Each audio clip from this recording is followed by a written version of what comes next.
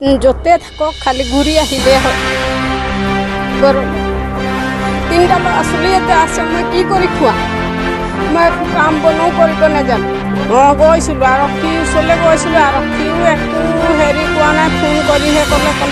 আমি ফোন কৰি দিছোঁ যোগাযোগ কৰিব বুলি কয় এতিয়া একোকে সিদ্ধান্ত লোৱাই নাই কৰ্মৰ সন্ধানত বহিৰাজ্যলৈ যোৱা মৰিয়নিৰ চেলেংহাট বৈশাখাভি চাহ বাগিচাৰ পুৰণা লাইনৰ এজন ব্যক্তি এমাহে সন্ধানহীন হৈ থকাত পৰিয়ালৰ লোকৰ মাজত হাহাকাৰময় এক পৰিস্থিতিৰ সৃষ্টি হয় যোৱা 8 নৱেম্বৰত মৰিয়নি ৰেল জংচনৰ পৰা ৰেলযোগে মণ্টু গোৱালা নামৰ তিনি সন্তানৰ পিতৃগৰাকী বাংগালুৰু অভিমুখে দুগৰাকী ব্যক্তিৰ সৈতে ৰাওনা হৈছিল কিন্তু যাত্ৰা পথতে ৰেলৰ পৰা টিটিয়ে কোনো কাৰণত তিনিওজনকে মাজনিশা অন্ধ্ৰপ্ৰদেশৰ নীলু নামৰ ৰেল ষ্টেচনটোত নমাই দিয়া পাছৰ পৰাই মণ্টু গোৱালা সন্ধানহীন হৈ পৰে ৰেল ষ্টেচনটোৰ পৰাই ৰহস্যজনকভাৱে পুৱতি নিশা সন্ধানহীন হয় মণ্টু গোৱালা এই সন্দৰ্ভত অন্ধ্ৰপ্ৰদেশ আৰক্ষী তথা ৰেল আৰক্ষীক পৰিয়ালৰ লোকে অভিযোগ প্ৰদান কৰিছে যদিও কোনো ধৰণৰ সম্ভেদ ওলোৱা নাই ব্যক্তিজনৰ আনহাতে তিনি সন্তানৰ পিতৃ তথা ঘৰৰ মূল উপাৰ্জনকাৰী মণ্টু গোৱালা কৰ্মৰ সন্ধানত গৈ বহিৰাজ্যত সন্ধানহীন হোৱাত এতিয়া পানীত হাঁহ নচৰা অৱস্থা হৈছে পৰিয়ালটোৰ ইফালে ব্যক্তিজনৰ সন্ধান উলিওৱাৰ ক্ষেত্ৰত অসম আৰক্ষী তথা ৰেল আৰক্ষীয়ে বিশেষ গুৰুত্ব প্ৰদান নকৰাত তীব্ৰ ক্ষোভ প্ৰকাশ কৰিছে আচ্ছা চেলেংহাট শাখাই মৰিয়নিৰ পৰা সূৰ্য দাসৰ ৰিপৰ্ট নিউজ 24 অসম ঘটনাটো কি বুলি ক'ম এতিয়া মইতো একো ভাবিয়ে পোৱা নাই আৰু এতিয়া এমাহ হ'বলৈ হ'ল একো হেৰিকে পোৱা নাই আগতো এবাৰ দিলোঁ এতিয়াও দিছোঁ এতিয়া যদি মানুহজন য'তে থাকক খালি ঘূৰি আহিলে হয় ঘৰলৈ তিনিটা ল'ৰা ছোৱালী ইয়াতে আছে মই কি কৰি খোৱা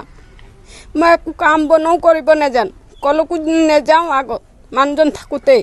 এতিয়া কেনেকৈ যাম ন তিনিটাতে এজনী মেট্ৰিক দিব কালি পৰহি মোক ক'ৰ পৰা পইচা পাতিবা তাক নাম চাম লগাবলৈ এতিয়া মই খোৱা তাক তেহেঁতক পুহিবলৈ মোৰ টান হৈ গৈছে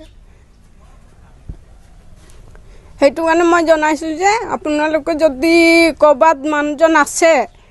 আপোনাৰ বিচাৰে চালেও মানে ফোন কৰি মোক জনাব যে আছে মানুহজন ইয়াত চাইছোঁ বুলি কৈ পিনে মোক জনালে মই সেই তেতিয়াই শান্তি হ'ম আৰু আৰক্ষী ওচৰলৈ গৈছিল আপোনালোক গৈছিলোঁ আৰক্ষী ওচৰলৈ গৈছিলোঁ আৰক্ষীও একো হেৰি কোৱা নাই ফোন কৰিহে ক'লে আমি ফোন কৰি দিছোঁ যোগাযোগ কৰিব বুলি কয় এতিয়া একোকে সিদ্ধান্ত লোৱাই নাই মৰিয়নি ৰেলৱালীকো দিছিলোঁ ইয়াতো দিছিলোঁ একো সিদ্ধান্ত লোৱাই নাই এতিয়া খবৰ এটা ল'বলৈ অহা নাই তেহেঁতি যে মানুহজন পালে নে নাই পোৱা খবৰ এটা ল'বলৈ অহা নাই কেনেকুৱা আৰক্ষী হ'ব হা আৰু চেলেংহাটত কি কাৰণে বহি আছে কি এটা মানুহ যদি হেৰাইছে সিদ্ধান্তটো ল'বলৈ নাজানে তেহেঁতি বহি আছে কি কাৰণে তাত হা বহি আছে কি কাৰণে তেহেঁতি খবৰ এটাতো ল'বলৈ আহিব লাগে নাই যে মানুহজন পালে নাই নাই পোৱা হে আজি এমাহ হ'বলৈ হ'ল এমাহ হ'লে 8 তাৰিখত গৈছিলে আজি 8 তাৰিখ এমাহেই হ'ল কেনেকুৱা আৰক্ষী মানে ক'ত হেৰি হৈছে ক'ত মদ বনাইছে বা ক'ত মাৰ ধৰ হৈছে কোন ল'ৰা ছোৱালী পলাইছে সেইবোৰ খবৰ লয় মানুহ এটা হেৰাই গ'লে সেইটো খবৰ ল'বলৈ নাহে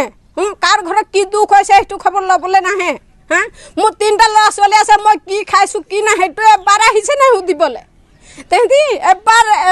এদিন হ'লে সুধিবলৈ আহিছে নাই বা কাৰোবাক পঠিয়াইছে নাই সুধিবলৈ যাওকচোন তেহেঁতৰ ঘৰত কেনেকুৱা আছে কি অৱস্থাত আছে হা 3টা ল'ৰা ছোৱালী ধৰি কেনেকৈ খাইছে মাইকী মানুহজনী হা কোনে আমাক সহায় কৰিব এতিয়া কোন মানুহ আহিব সহায় কৰিব আপোনালোকে দেখিছে আমাৰ বৈশাখাভি চাহ বাগিচাৰ পুৰণা লাইনৰ এজন যুৱক মণ্টু গোৱালা তেখেতৰ নাম আজি এমাহ পূৰ্বে তেখেতে বেংগলোৰত কৰ্ম কৰিবলৈ গৈ আছিলে হঠাৎ তেখেতে অন্ধ্ৰপ্ৰদেশৰ নেৰুল ষ্টেচনত টিটিয়ে নমাই দিয়ে কিন্তু বৰ্তমান নমাই দিয়াৰ পিছত বৰ্তমান মণ্টু গোৱালা আজি এমাহ দিন ধৰি নিৰুদ্দেশ হৈ আছে গতিকে মই আমাৰ অসমৰ যিকেইজন যুৱক বা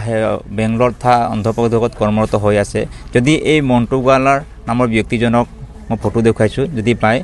বৰ্তমান তেখেতে আপোনালোকে অলপ সহায় কৰিব যাতে এই পৰিয়ালবৰ্গ তেখেতে তেওঁৰ স্বামীক ঘূৰাই পায় মই সেই অনুৰোধ জনাইছোঁ আৰু মই অসম চৰকাৰৰ মাননীয় মুখ্যমন্ত্ৰী ডাঙৰীয়া হিমন্ত বিশ্ব শৰ্মা ছাৰক অনুৰোধ জনাইছোঁ যাতে এই মণ্টু গোৱালাক বিচাৰত সহায় কৰে আৰু এই পৰিয়ালটো আজি দেখিছেই গোটেই পৰিয়াল তাৰ ডাঙৰ ছোৱালী মেট্ৰিক দিয়াৰ কথা চিন্তা কিন্তু বৰ্তমান তেওঁ মেট্ৰিক নিদিওঁ বুলি কৈছে দেউতাৰ চিন্তাত আৰু 2টি সৰু বাচ্চাও আছে গতিকে যাতে এই পৰিয়ালটো সকাহ পায় গতিকে মই অনুৰোধ জনাইছোঁ যে যাতে আপোনালোকে অলপ সহায় কৰক অসম চৰকাৰক মই অনুৰোধ জনাইছোঁ আৰু বৰ্তমান দুখৰ বিষয় যে অসমৰ প্ৰশাসনক তেওঁলোকে এজাহাৰ দাখিল কৰিলে যে